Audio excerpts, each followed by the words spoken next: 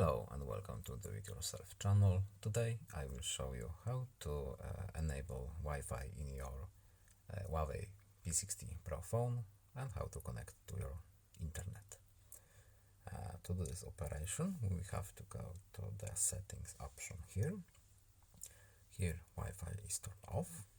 We need to turn it on. To do this we will have to check this box right here.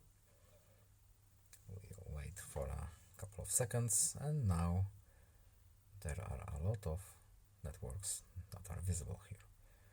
We need to choose our network, and we have to input password using our keyboard here, and then just click connect.